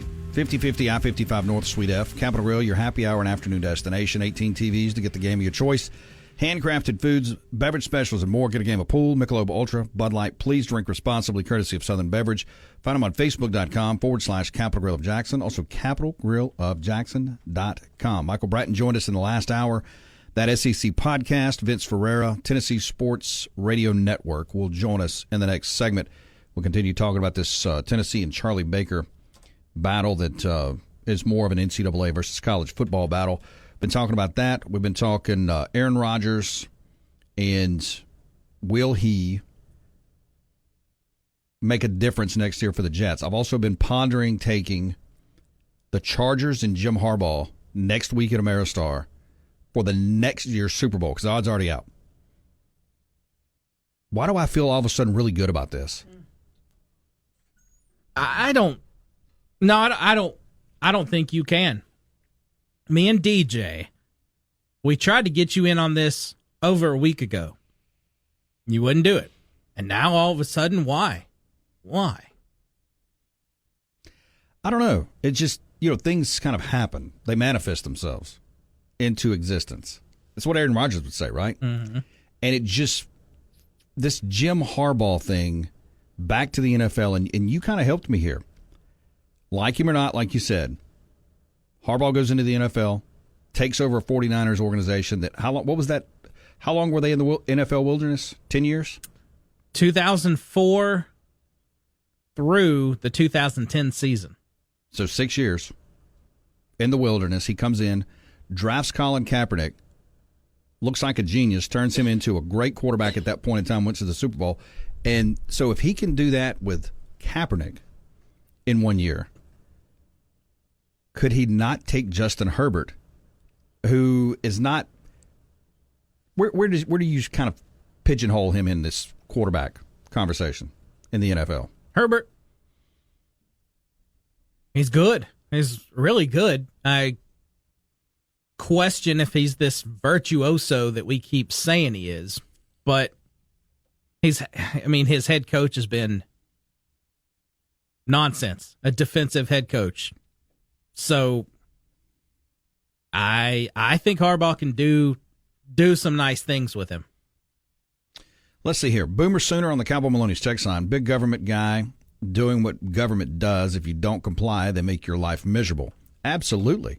Well, Beaver said it, and that's just what it is. People know that. It doesn't matter who you are in government. It seems that way. If you don't like what the government says, they're going to squash you. They're going to silence you, be it social media or whatever. And that's what Charlie Baker's trying to do here. He is trying to arm wrestle the SEC and the big players in college sports. Oh, well, you don't like my ideas. Now, he has not said this publicly, but this is him speaking in a different way. You don't like my idea of the subdivision. You don't like how I am trying to reform the NCAA. Then you're going to be punished. We're going to come up with some rules inside of a document that the NCAA put out that was very vague on how universities and collectives and everybody in the game could work around in the transfer portal and with money. And essentially, there were no guidelines. There were none. The NCAA created this mess, and now they're mad about it, the mess they created. It's fascinating. Monkeys riding dogs. Chuckles is Charlie's nickname. Who's he talking about? Who's? Oh, Chuckles. Old Chuckles. Did you say you were reading something on, and we were talking about J.J. McCarthy, by the way. We kind of got off of that just for a minute. You think J.J. McCarthy is going to be the rising star in the draft this year? No. Well, yes, but I termed it as the reach of the year. Reach of the year. But that does correlate, though, rising star. I just think it's a rising that shouldn't happen. Well, let's go over here. CBSSports.com. This is, again, you can find mock drafts like you can find NCAA baseball polls, right?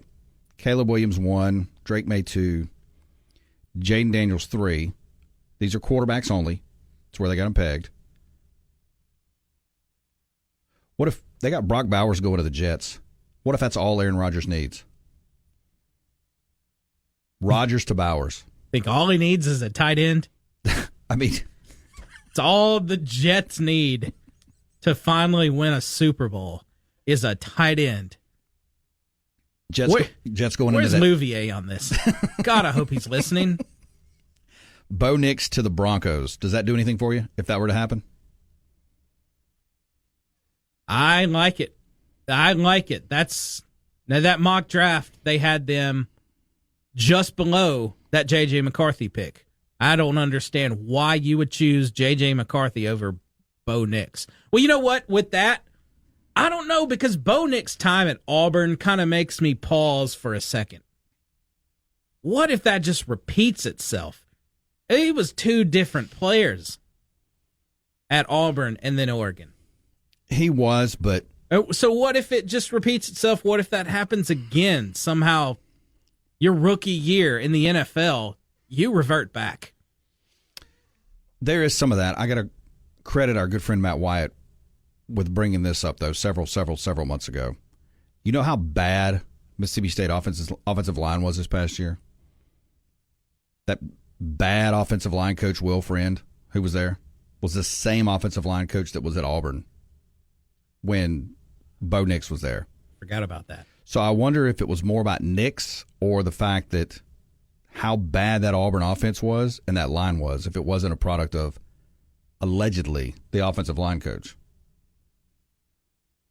Because Auburn and their offensive front, if you go watch film of when he was coaching there with Bo Nix there, looked very similar to the train wreck of an offensive front he had on display in Starkville this past year.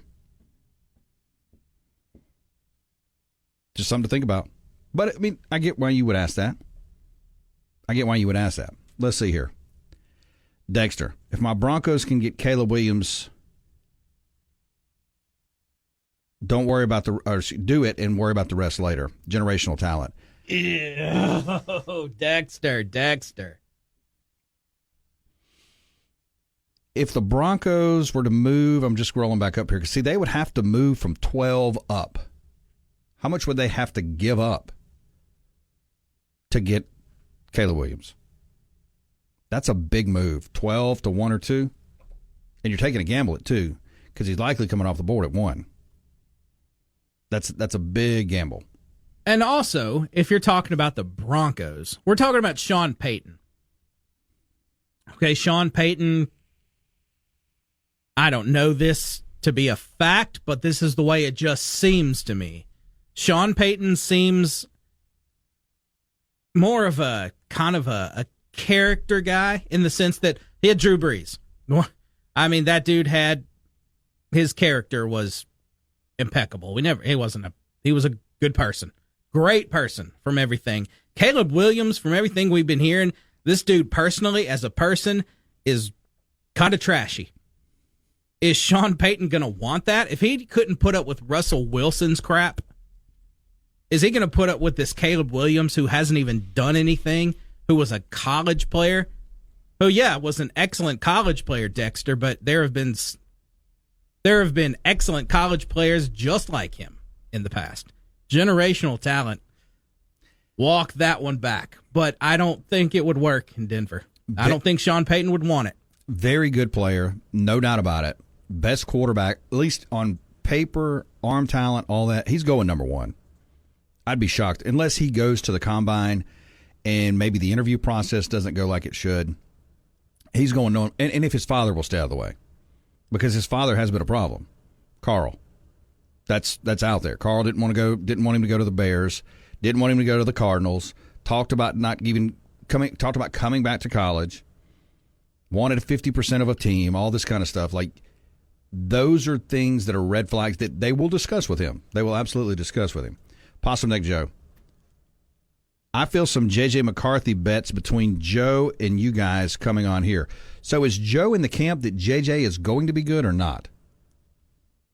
Oh, Joe loves J.J. McCarthy. Yeah, he's all in on McCarthy. Now, Joe, but you know what happens if you place a bet with Jake Wimberly regarding the football season. You're not going to get payment. Well, you got to win first. He won the damn Georgia bet last year. No. Yeah, he did. Did he? They finished outside the top 5. I thought they finished 5th. Depends on what you wanted to look at. And Joe was talking regular season. Regular season and the SEC championship outside the top 5. Monkey's Riding Dog says J.J. McCarthy will be the next Kyle Lauletta. What do you think about that? I don't know if I remember Lauletta. We'll have to pull his stat line. And Space Ghost. Doesn't Caleb Williams want to own part of the team he gets drafted by? Space Ghost, welcome to 3 months ago. Vince Ferrara, coming up in just a bit. Okay, we're back. I'm ready. It's more of the afternoon drive with Jake Wimberly, where he's live and local on Jackson Sports Authority, ESPN 105.9 The Zone, and online at thezone1059.com.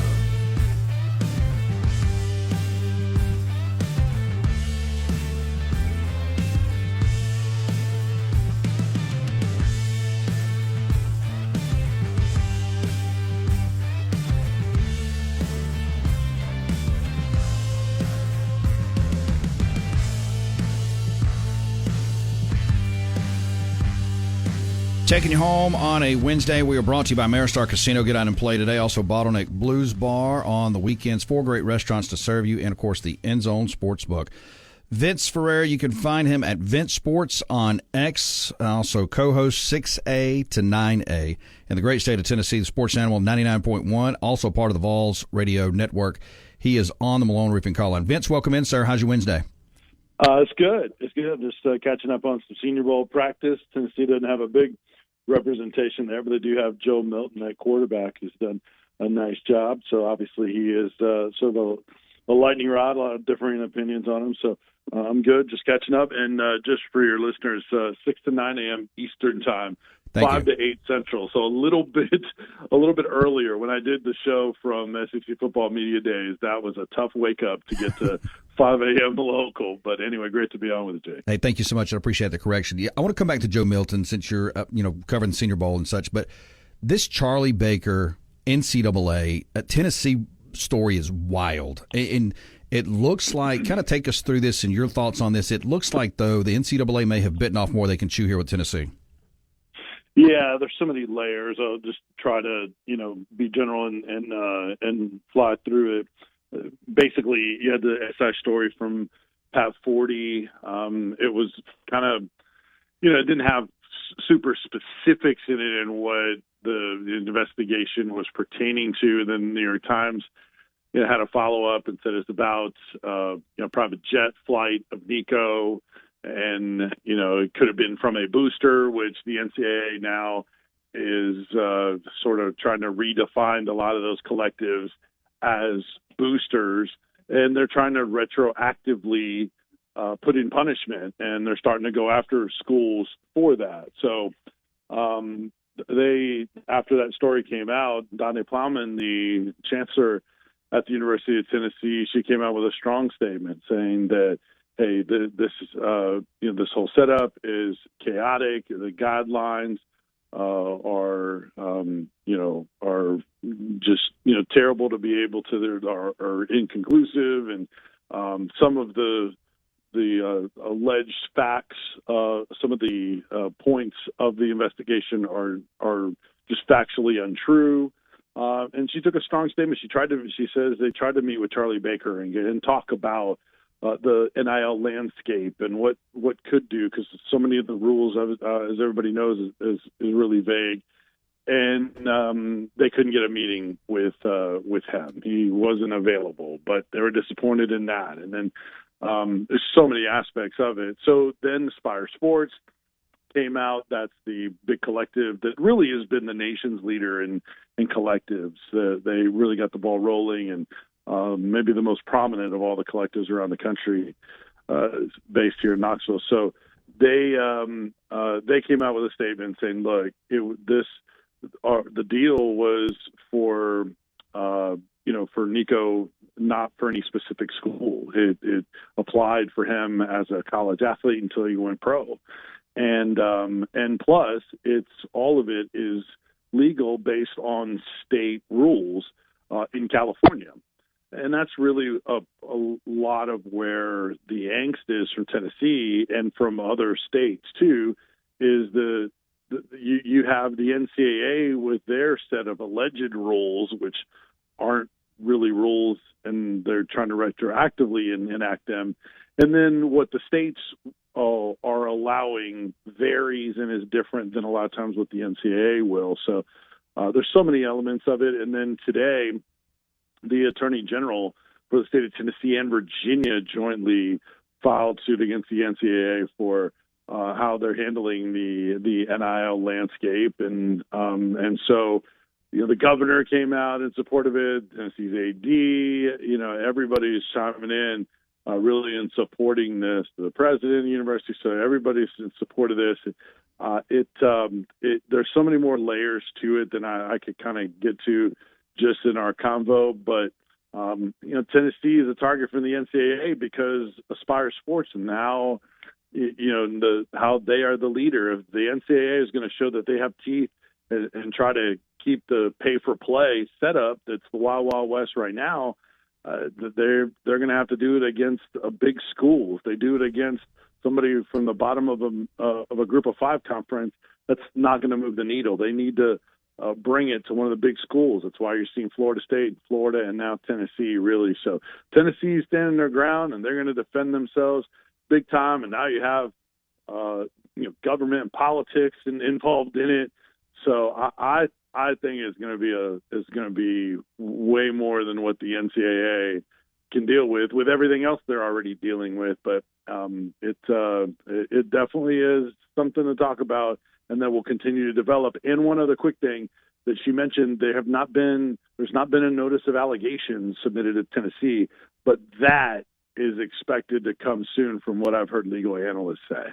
Vince Ferrara breaking down the Tennessee situation with the NCAA, Wednesday edition of the program. Make sure to find him on X at Vince Sports. And yeah, Vince, just a comment on that. It just feels like, Charlie Baker, who came out with this subdivision idea and he lofted it to Congress, and hey, we got this new deal we want you guys to opt into. And then, Greg Sankey said, hey, look, we haven't really talked to Charlie about this, and I'm paraphrasing. And then a lot of other big players in college sports said the same thing. So this feels like his way of trying to strong arm the players, the big players in sports, and I don't think it's going to pan out. Speaking of big players, Joe Milton, you mentioned him, Senior Bowl. Mm-hmm. A lot of big quarterbacks in this draft, from Caleb Williams, Drake May, J.J. McCarthy. We'll see what he does. Bo Nix and Jaden Daniels. Where is Joe Milton in this process? I mean, he had a nice year. It wasn't a great year. We know about the talent. We know about the arm talent. Never really fulfilled that potential in college. But what are you hearing as far as a possible pro route for him? I think he's going to be a middle round pick.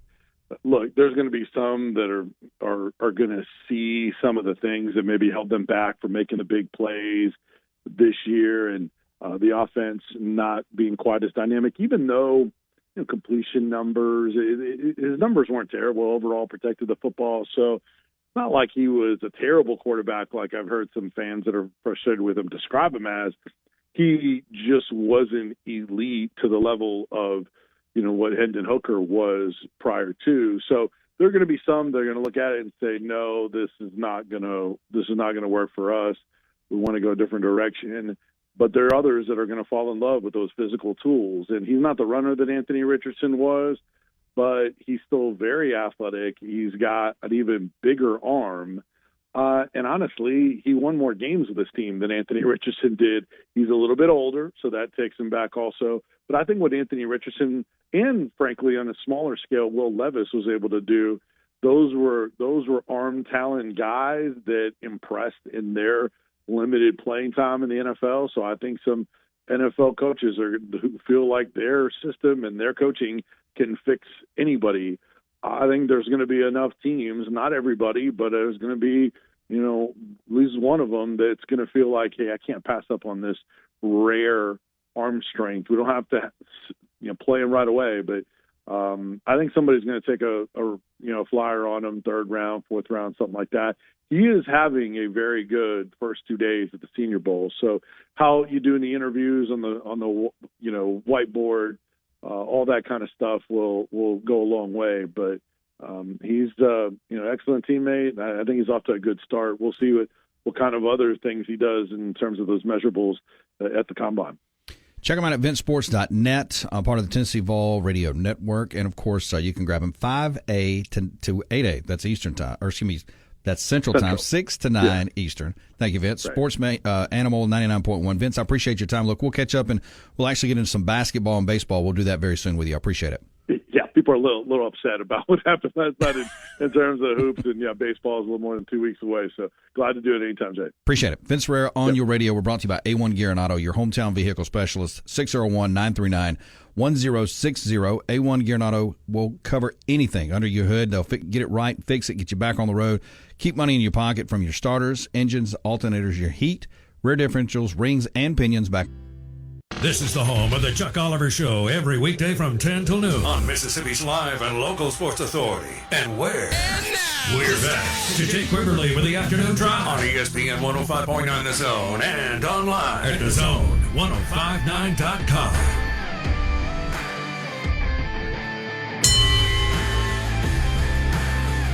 We're brought to you by BCI. Go to bcipeople.com for more information. You can always call 601-427-4185 with BCI. We're also brought to you by Capital Orthopedic, online at capitalortho.com. Same-day appointments can be made Online at capitalortho.com, or you can call 601-987-8200. Move better, live better, be better with Capital Orthopedic in Flowood, Madison, Clinton, Brookhaven, Hazelhurst, and Kosciuszko. Appreciate Vince Ferrara jumping on, talking Tennessee. You can text us 601-885-3776, and you can always call us 601-897-1059. Miko, Caleb Williams makes me want to change my last name from Williams. Hey, do you think, will Miko claim Caleb Williams, Beav, if he becomes an All-Pro? And what do you think about Joe Milton? Vince says he's blowing up down at the Senior Bowl. First 2 days are really good. No. He was blowing. Yeah, he was blowing up before the season last year. So now he's blowing up again. Fool me once. He is an amazing offseason quarterback. Is he not? Can you think of what other great offseason quarterbacks can you think of? Win the headlines in the offseason. There's been so many, but none are coming to mind. Senior Bowl, you tried to, last year at the Senior Bowl, you tried to sell me on Bajent. I mean, he's in the league. What are you talking about? Bajent, and then who was the jabron from Fresno State? He went to the Saints, and then he got suspended for PEDs this year. What was that guy's name? So I don't put a ton of stock in the Senior Bowl when random quarterback names start coming out. Let's see here. I am trying to see, where is my list of Senior Bowl quarterbacks? I think Penix is down there. You know who's a great offseason hype quarterback right now? Who's that? Kenny Pickett. We keep hearing about, even just the other day we were talking about, well, he can turn the corner. He's going to turn the corner next year. Kenny Pickett is a great offseason quarterback. Who else would you think of? Oh, Hayner was the guy. Jake Hayner. Let me see here. It was Hayner? Thank you, Rhino. And he's from Fresno. So guys that are at the Senior Bowl, you got Carter Bradley. These are quarterbacks only at the Senior Bowl from South Alabama. Joe Milton, 3, Tennessee. Michael Pratt, Tulane. Spencer Rattler, South Carolina. Do you think anybody picks him up?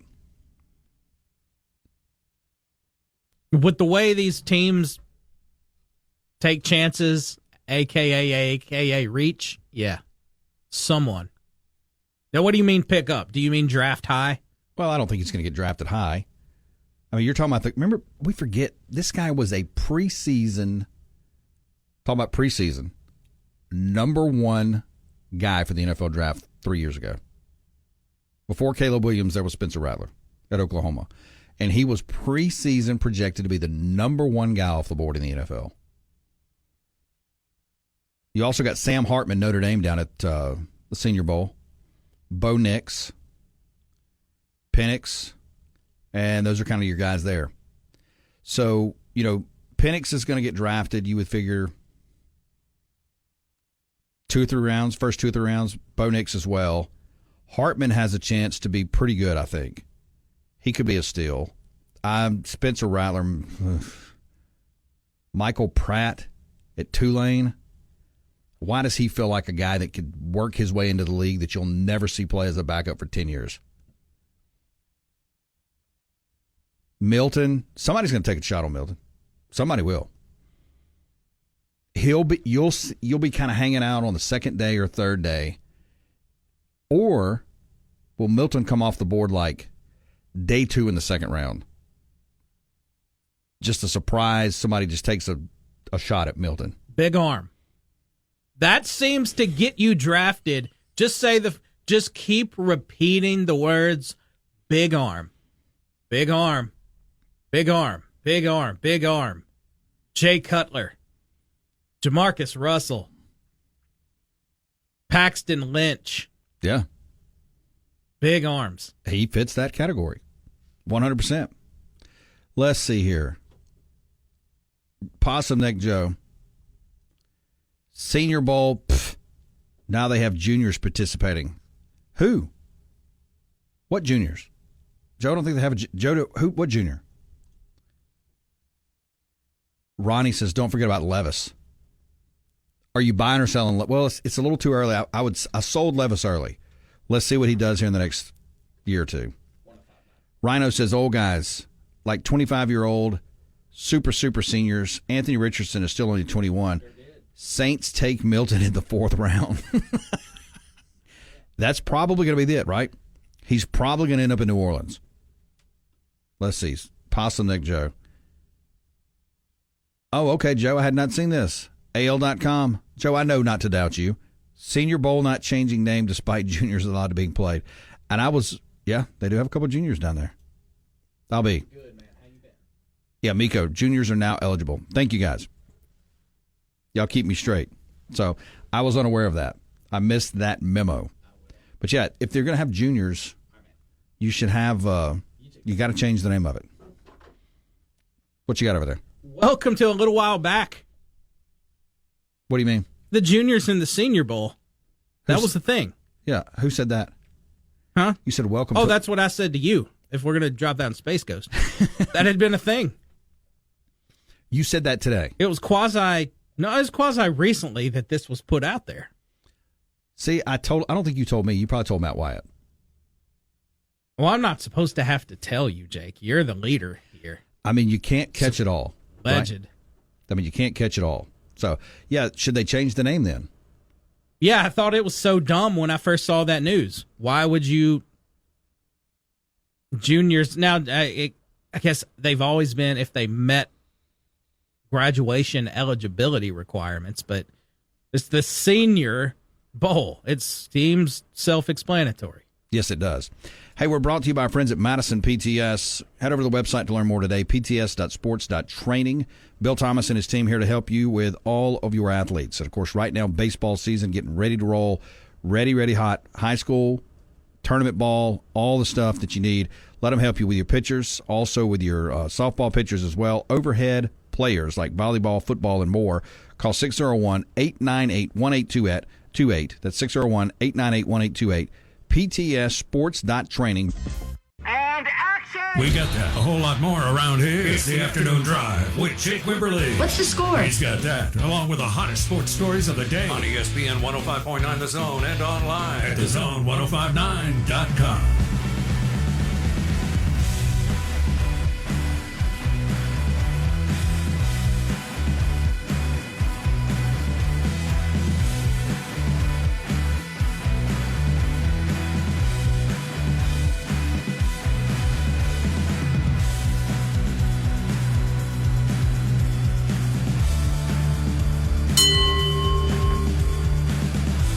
We're brought to you by New South Narrow Spine, Mississippi Spine Center. Online at ns2.md. Make your same-day appointments today online at ns2.md or walk in their Spine Center in Flowood, right there on Flowood Drive, right down from our friends at Jackson Hart. And, of course, River Oaks as well. You can find them right there. Walk in, get your same-day appointment. Also online, ns2.md, Monday through Friday. Regular business hours, 8 to 5. Also Saturdays until 1 p.m. We want to say thanks to Michael Bratton, also Vince Ferrara, jumping on your radio as we move along here. All right, somebody brought this up, and I never even thought about this until looking at it. This guy on X named Garrett, I don't know who Garrett is, but outlets have been picking this up. Super Bowl logos used to be really cool. Now they look like something that's been through a dozen rounds of sign-offs and approvals from key stakeholders. Have you noticed this? I didn't even realize this until looking at, going back and looking. He lists all the old Super Bowl logos. Like, if you go back and look at the logos back in the 70s were really creative. 80s. You get into the 90s for the logos. They look really, really sharp. They even put, stuff from the cities that they're going to be in. But then when you get to about 2006, outside of Super Bowl 50, and now this LV's version of the Super Bowl, they're very basic. Why are we doing this with Super Bowl logos since about 2006? No creativity, I guess. I'd like to get rid of these Roman numerals because it reaches a point to where you have to stop and think about it for a second. Like, okay, LV, what is that? Okay. Oh, that's this, and then 3. Okay. But it takes, not everybody. I'm sure a lot of people are better at Roman numerals, but you think today, in 20 years, okay, you think kids these days who we're not learning cursive, you think they're learning Roman numerals? Is anybody going to know what Roman numerals are in 20 years for this Super Bowl? 100% agree. Now, look, I get the Roman numeral deal. They've done it forever. Math is a subject that most people fail at anyway, which is so funny because you hear all these guys on TV and stuff talk about analytics. They can't tell you what a linear equation is. They don't know the difference between a variable and a constant. And they're going to try to talk to you about analytics. Okay, nerd. And now we're talking about Roman numerals. You're right. I'm offended. I can't tell you what a linear equation is. You're lumping me in. To your point, they don't know what a linear equation, anything. They don't know what anything squared is, to a certain power is. Yet you think the general public knows what the Roman numerals are? That is the unspoken silent. Most people look at it and go, I don't even know what Super Bowl this really is. They're thinking that, but they don't want to say it. Is that right? Yeah. So can we get the Roman numerals out so Betty at the Super Bowl party next weekend knows exactly why she's eating crock pot weenies and drinking a bad beverage, that she knows exactly what Super Bowl she's watching? Mm-hmm. What do you think? No, Betty doesn't. Betty's not going to know. She didn't care. She's worried about one thing. What is that? Taylor Swift. Mm-hmm. That's what she's worried about. And eventually it's going to look really dumb because this is a long time from now. You'll be dead by then. Oh, God. But there you go, trying to get me out of here again. Let's think when we get to Super Bowl 100. If I remember right, Roman numeral for 100 is a C. Am I right on this? You're going to fact check me. If I just do that, I'm going to feel so dumb. It is a C. That's going to look so stupid. Super Bowl C. It is. It really is. And how do you make a logo with that, by the way? That's going to be the worst logo ever. It really is, isn't it? Like, let's just see here. Let me look at this chart real quick. Let's just go in. Let's, to your point. So we're in the 50s. 60s, we can do some L's and some X's and some V's. We can do this all the way to 90. When you get to Super Bowl 90, I won't be here then either. It's XC.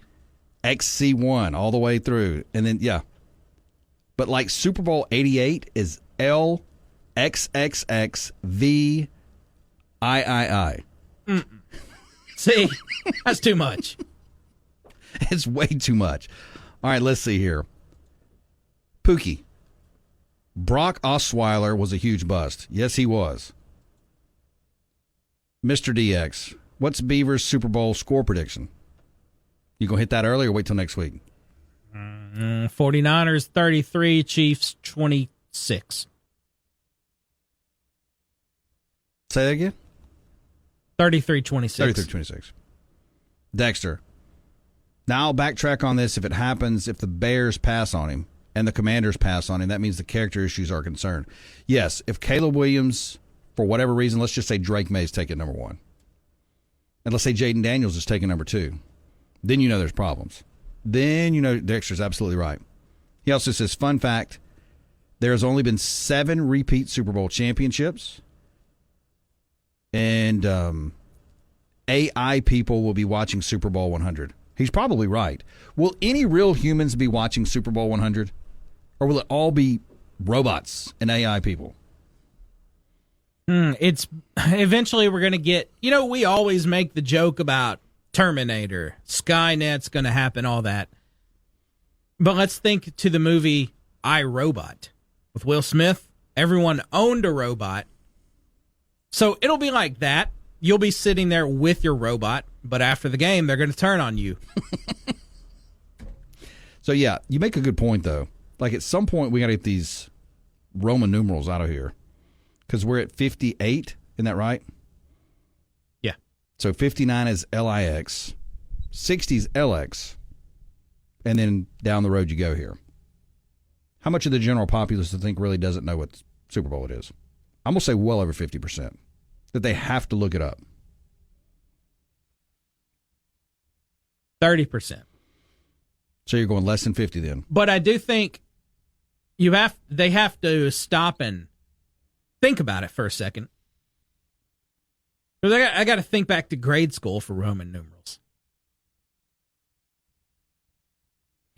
Let's see here real quickly. Brett McMurphy reports Boston College coach Jeff Hatley leaving Boston College to become Green Bay Packers defensive coordinator.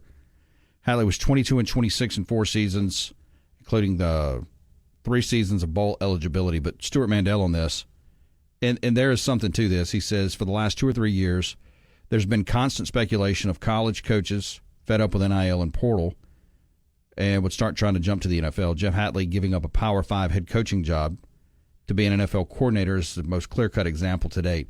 Yeah, without him coming out and saying it would seem that way as such. Barrett's the lead on this as well. College coaches leaving for lesser jobs in the NFL will become much more common in the new era. Hatley won't be alone. There will be many more. There will be, but there's only so many jobs, right? There's 32 NFL teams. So, and coaches are, again, this is going to have to be addressed. It's, believe it or not, getting addressed as we move along down this NIL road. I'll hit this tomorrow where the top 10 Florida recruits signed this year. Gator Matt, was not many with your Gators. Not many with your Gators. Remember, ketchup is king, bacon's a delicacy. Aloha means goodbye. Appreciate Michael Bratton and Vince Ferrara. Appreciate you guys. We'll see you tomorrow. Good night.